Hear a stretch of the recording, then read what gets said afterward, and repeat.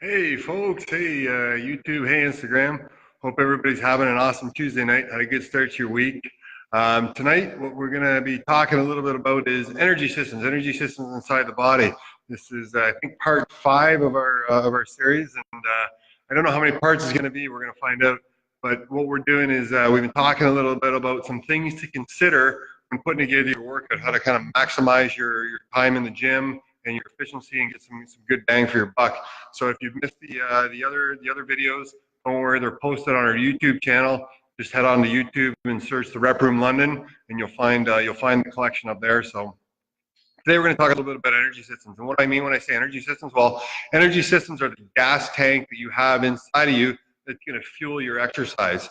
And there's some things you want to think about when you're putting your exercise or putting your training system together or putting your workout together in terms of how you want to order exercises and the way you want to attack some of these energy systems. So for simplicity, we're going to talk about basically we'll categorize them into 2 spots. We'll categorize fast energy and slow energy, okay? So fast energy is the kind of energy systems that you need when you're lifting weights, when you're doing high intensity exercise, when you're doing things like sprinting, running fast, things that get your heart rate up real quick. And slow energy systems are kind of the exact opposite. They're things that you use, when you're carrying through every day, when you're doing what a lot of people like to refer as cardio or steady state exercise, long distance running, 5K. I know for you marathon runners out there, 5K isn't really long distance, but for guys like me, 5K is a pretty long distance. And so we want to think about these energy systems. Now, when you're training, when you're lifting weights, and that's certainly what we're biased to here, we're using our fast energy system. Now, your fast energy system is where you kind of store energy. You store energy in your muscle, you store a little bit in your blood, but what it's not is it's not your fat stores. Your fat stores really make up your slow energy system. In your slow energy system, fat is great at providing energy for slow, low intensity exercise. And what this does is this gets a lot of people starting to think, hey, I want to burn fat, so I'm going to do slow, steady state exercise. And when you look at the research and you look at, when they measure what actually you're burning when you do slow, steady state exercise, yes, you are predominantly burning fat.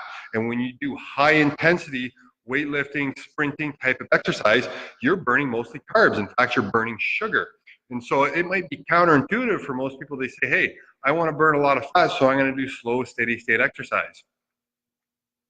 One big misnomer there is when you're doing steady state exercise, yes, your calorie burn or the energy you're burning is elevated. Absolutely. But as soon as you return back to regular level, your metabolic rate or your calorie burn goes back to normal. Why? Because your body can adapt real quick. Okay.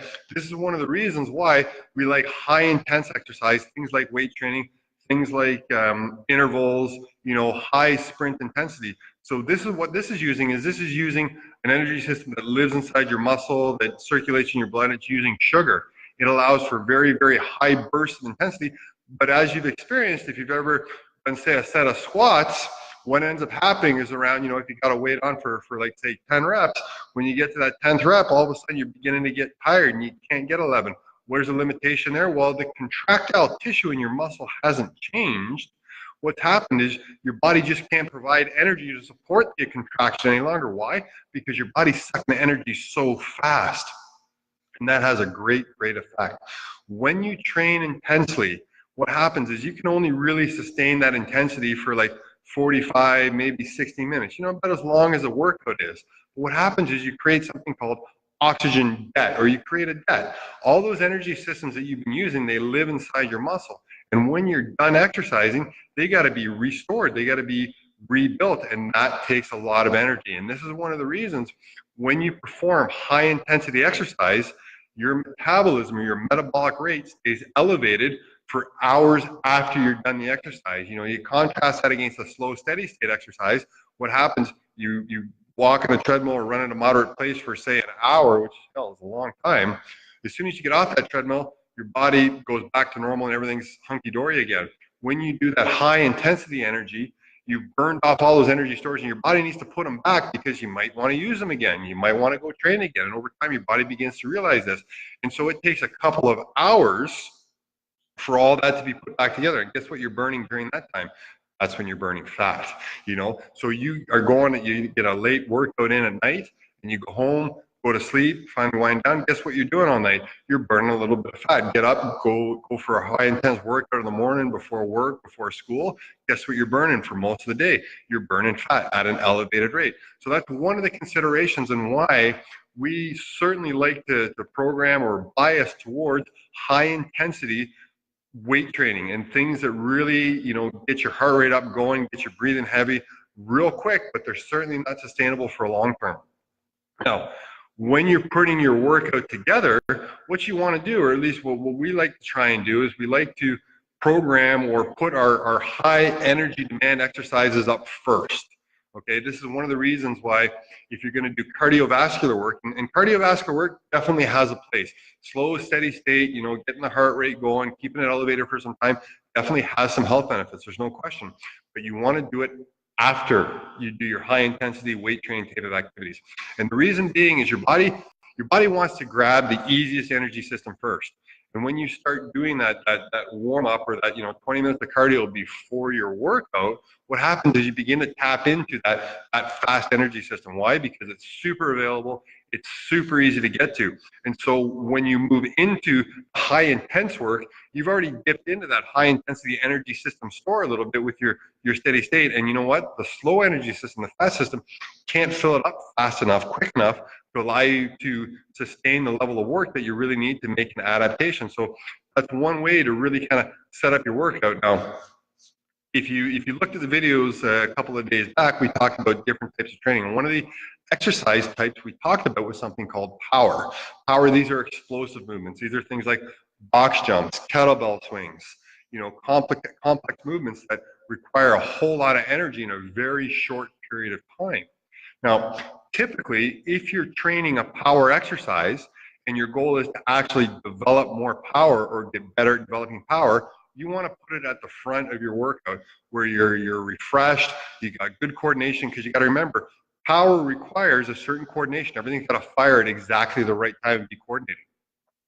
Now, if your goal is weight loss, fat loss, burning calories, sometimes using a power exercise at the end of your workout is the right place for it. Why? Why? Because remember, it is a big energy suck. And so you come to the end of the workout, you've tapped out your energy stores, and what you're doing by adding a little bit of a power movement at the end is you're really contributing to that oxygen demand sink, or that EPOC that we talk about, excess post-exercise oxygen demand, is where you got to re-put all those stores, and you're creating a much bigger deficit, which is going to contribute to an even greater elevated metabolism later on. But one caveat when I talk about power exercise at the end of the workout.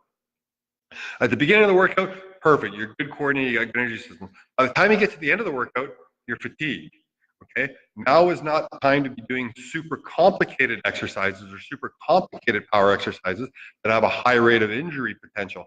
Things like, you know, overhead snatch, things like clean and press. You want to look for simple exercises, maybe a box jump up, but I would avoid a box jump down, because the down is the impact, and that's where you need a lot of good energy to support that impact. At the end of your workout, you may not have all the energy systems available to support that impact, and that's where your injury potential goes up. Things like kettlebell swings, it's a fairly simple movement. Now, there certainly is injury potential, but it's much less than something like a snatch, something like a power clean, which is a super complicated movement. And so putting it at the end can really, you know, a nice, simple energy system, you know, burpees, perfect power movement. It takes a lot of energy to get yourself down and get yourself back up, but it can create a huge, massive energy sink, which is going to help elevate your metabolism going forward and later on in the day when you're, you know, relaxing, enjoying things. So, you know, that's really simple in terms of energy systems. And, you know, one way to think about it when you're trying to put your workout together, and based on your demands or based on the adaptation you're trying to impose, or the way you're trying to get your body changed, is going to help dictate where that energy system or how you're going to structure your workout to take advantage of the energy systems that you have available to you. So real simple. It can get way more complicated than that, but we want to try and keep things basic. So if you have any questions, by all means, please shoot them my way. I'd love to get back to you. I'd love to chat with you.